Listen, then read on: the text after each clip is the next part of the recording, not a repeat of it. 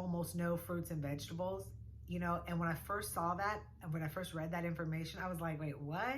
Why wouldn't Eskimos eat fruits and vegetables? But then it dawned on me, it makes total sense. And to find out why it makes total sense, watch the rest of this video.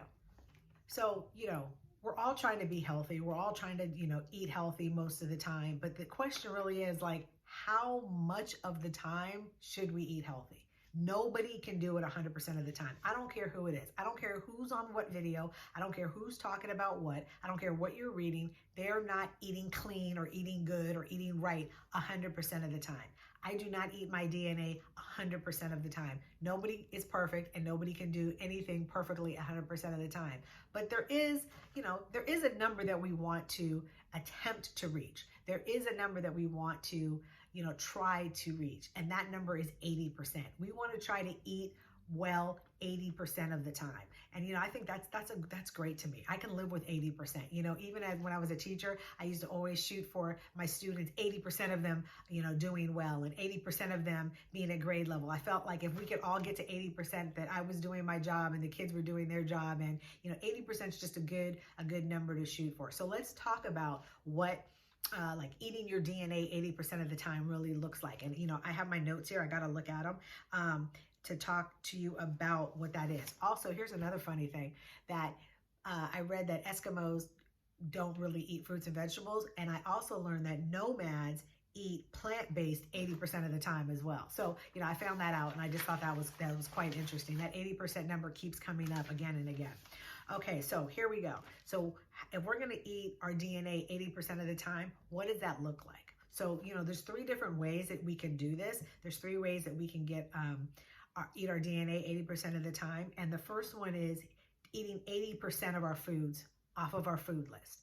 So I've talked in videos before about getting your DNA done by either Ancestry or 23andMe or one of the other companies or even GenoPalette, and then taking those results and figuring out what it is you should eat based on where you're really truly from.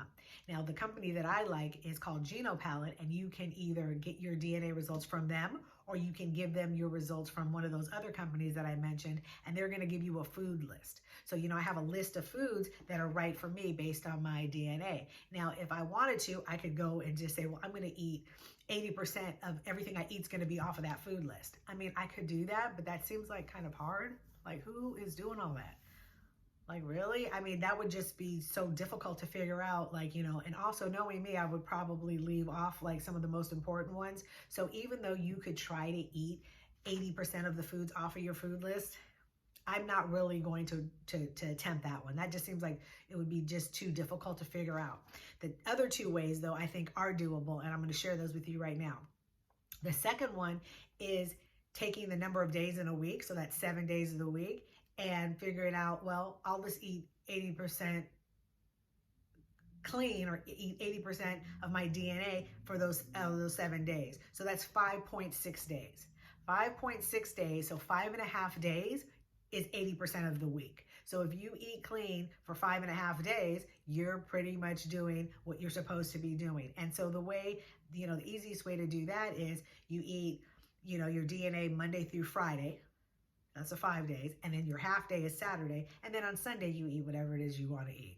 So I think that's like an easy way to do it. And, it's a lot of us do that anyway. During the week, we can do, we can stick to our eating plan. And then on the weekends, we kind of fall off. But if you remember that you only have half a day on Saturday that you're going to be free to eat whatever you want, you're still going to stick to your food plan. You're still going to eat the right foods for you for half the day. That kind of cuts that blowing the whole weekend thing. I know, when I was younger, especially Friday night, I'm out and, from Friday till, Sunday, I'm eating everything, that I wanted. That's not helpful. If we're doing the 80% Monday through Friday, you're eating your DNA half of the day Saturday, and then on Sunday and half of the day Saturday, and then the rest of Sunday, you're free to do what you want. Now, and I'm also going to show you, probably I'll pop it up right now, my GenoPalette's food list and also my shopping list. The other way that we can do this is by just doing 80% of our meals. So if we just think like, 7 breakfasts, 7 lunches, 7 dinners, that's 21 meals. 80% of 21 is 16.8. So if 16, 17 of my meals are based on my my foods list, then I feel like I'm reaching my 80%, right? And I use my GenoPalace food list that I just mentioned, and I have a shopping list that I've shown you before that I will also put up there. And the way that I do this is I always eat my DNA foods for breakfast. I'm not a big breakfast person, and I pretty much have to force myself almost to eat breakfast. I mean, by the time I eat, I'm good and hungry, but I just stick to eating my DNA for breakfast every day, and then it makes life a lot easier. And for me, that is eggs and sweet potatoes. Both of those things are on my foods list. I can hard boil some eggs. I can, make sweet potatoes ahead of time, maybe put a little bit of brown sugar on there, and I can eat that. It's protein. It gives me a little something sweet in the morning, and I'm happy. And those are on my food list. So that's the way I get my breakfast out of the way. For lunch, I try to eat something off my food list, but I don't always do it. The easiest way to make that happen is if I eat leftovers from the night before, and I'm going to talk about dinner. So if I eat dinner leftovers, then it's easy, but I don't always eat leftovers for lunch. And so, I try to, if I'm looking around and I want to decide what I want to eat, I try to put something on my foods list, but I can't always do that every single time. And then dinner is when I really do try to stick to my DNA foods list. And, it's a protein. I have a list of proteins, I have a list of vegetables, and I have a list of starches that are right for me. And I try to cook when I'm, on Sunday when I'm looking at the week and I'm trying to come up with a menu for the week, I use those lists to plan what I'm going to eat. Now, right now I'm filming this on a Saturday morning. On, I think it was Thursday, for dinner, I had trout. And it's funny because I don't think I've ever made trout before, but I made trout because it's on my food list as one of my proteins. And I was in Trader Joe's and I was like, oh yeah, trout, let me try that. It was delicious. My daughter was like, this is so good. I had trout, I had quinoa, and I think we had a broccoli kind of thing. All of those are on my food list, and it was delicious. And it was because I had the paper that told me what my foods lists are that I was trying these different foods, especially the trout. So that the way I try to get my 80% in is eat my breakfast for my foods list, eat my dinner for my foods list, and then once in a while, try my best to throw maybe one thing on my lunch for my food list. And so, remember I mentioned at the very beginning, I said, why do Eskimos hardly eat fruits and vegetables? It's because almost no fruits and vegetables grow in Eastern Siberia and Alaska. Now, there are some plants and vegetables that do grow there, and I looked into it. Fireweed, rosehip, and fiddlehead ferns, and of course from the ocean, seaweed, beach asparagus, and kelp. So those are some of the fruits and vegetables that if your DNA was from Alaska and Eastern Siberia, that you should eat. It's funny. It's like I always imagine your body going, thank you, when you eat the foods based on your DNA. I just imagine every time I'm eating a sweet potato, or, the other day when I was eating that trout, that your body's like, thank you. This is what we want. This is what we're supposed to be eating. And so it's just fascinating to me.